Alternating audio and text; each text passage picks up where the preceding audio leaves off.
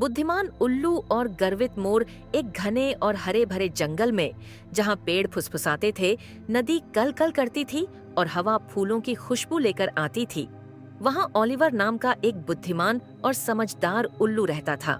Oliver का जंगल के सभी जानवर सम्मान करते थे, क्योंकि वह हमेशा सोच समझकर बोलता था, निष्पक्षता से काम करता था और सभी को सर्वोत्तम सलाह देता था।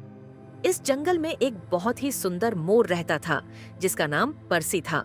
इसके पंख नीले, हरे और सुनहरे रंग से चमक रहे थे, मानो किसी ने उन्हें रत्नों में जड़ दिया हो। हर बार जब वह अपनी पूंछ फैलाता तो ऐसा लगता मानो धरती पर इंद्रधनुष उतर आया हो। पर्सी को अपनी सुंदरता पर गर्व था और वह हर समय नदी के किनारे जाकर स्वयं को आईने में देखता था। पर्सी को अपनी सुंदरता पर बहुत गर्व था, लेकिन धीरे धीरे यह गर्व अहंकार में बदल गया।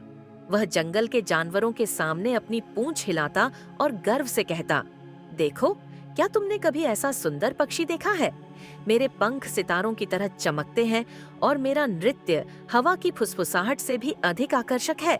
हिरण, गिलहरी, खरगोश और अन्य जानवर उसकी बातें सुनकर चुप हो जाते, लेकिन वे मन ही मन सोचते, यह मोर हमेशा अपनी प्रशंसा क्यों करता है? एक दिन जब जंगल के सभी जानवर एक पेड़ के नीचे आराम कर रहे थे, पर्सी ने गर्व से कहा, सुंदरता ही असली शक्ति है। मुझसे अधिक सुंदर कोई नहीं बनाया गया है।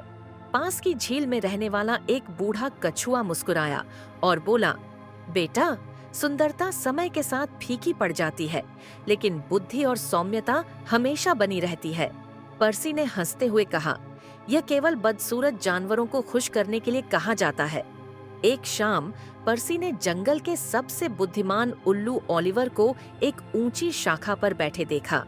वह अपनी पूंछ हिलाते हुए उसके पास गया और गर्व से बोला, ओलिवर, तुम्हें जंगल में सबसे बुद्धिमान माना जाता है, तो बताओ, इस जंगल में सबसे खास और शानदार जानवर कौन है? ओलिवर ने अपनी तेज और बुद्धिमान आंखों से पर्सी को देखा और धीरे से कहा, इस जंगल में हर जीवित चीज विशेष है, क्योंकि हर एक की अपनी खूबियां हैं।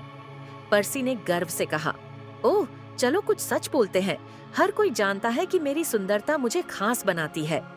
ओलिवर ने मुस्कुराते हुए जवाब दिया, पर्सी, सुंदरता ईश्वर का उपहार है, लेकिन सच्ची महानता बुद्धिमत्ता, सौम्यता और विनम्रता में निहित है। पर्सी ने मजाक में कहा, ये तो बस पुरानी पक्षी कहानियां हैं। असल में सुंदरता ही सब कुछ है।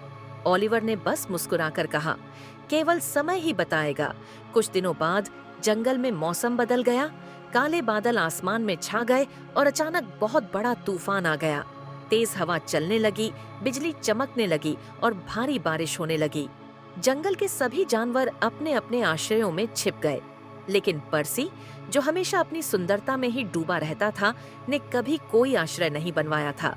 जैसे जैसे बारिश तेज होती गई, पर्सी के शानदार पंख भीग गए और भारी हो गए। उसकी पूंछ, जिस पर उसे बहुत गर्व था, कीचड़ में फंस गई। पानी से उसके पंख इतने भारी हो गए कि वह ठीक से उड़ भी नहीं पा रहा था। अब मुझे कहाँ जाना चाहिए? पर्सी भयभीत था। वह जंगल में इधर उधर भागने लगा, लेकिन चारों तरफ पानी ही पानी था। सभी जानवर पहले से ही पेड़ों के नीचे छिप गए थे।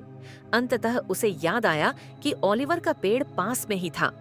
तेज हवा में लड़खड़ाता हुआ वह पेड़ के पास पहुंचा और जोर से पुकारा, ओलिवर, कृपया मेरी मदद करो। ओलिवर, जो अपनी सुरक्षित जगह में बैठा था, नीचे आया और धीरे से बोला, अंदर आओ पर्सी, मेरे दरवाजे हमेशा सबके लिए खुले हैं। पर्सी, जो अब तक गर्व में जी रहा था, विनम्रता पूर्वक अंदर आया। कांपते हुए उसने धीरे से कहा, ओलिवर, मैं गलत थी। आज मेरी सुंदरता ने मुझे नहीं बचाया, बल्कि तुम्हारी दयालुता ने मुझे बचाया। क्या तुम मुझे बुद्धिमान बनने का तरीका भी सिखाओगे? ओलिवर मुस्कुराया और बोला, ज्ञान की यात्रा वहीं से शुरू होती है जहां गर्व समाप्त होता है मेरे दोस्त।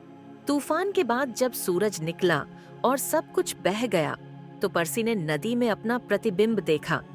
उसके पंख बिखर गए थे, लेकिन उसकी आंखों में एक नई चमक थी, बुद्धि की चमक। उस दिन के बाद पर्सी बदल गया। वह अब भी सुंदर था, परंतु अब उसका हृदय पहले से भी अधिक सुंदर हो गया था। अब वह सिर्फ अपनी प्रशंसा ही नहीं करता था, बल्कि दूसरों की मदद भी करता था और उनकी बातें भी सुनता था।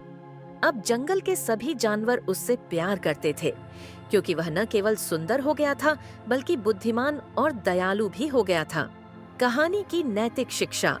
सुंदरता समय के साथ फीकी पड़ सकती है, लेकिन बुद्धिमत्ता और सौम्यता हमेशा बनी रहती है। सच्ची महानता हमारे चरित्र में निहित है, हमारी बाहरी सुंदरता में नहीं। घमंड हमेशा नुकसान पहुंचाता है और विनम्रता ही असली ताकत है।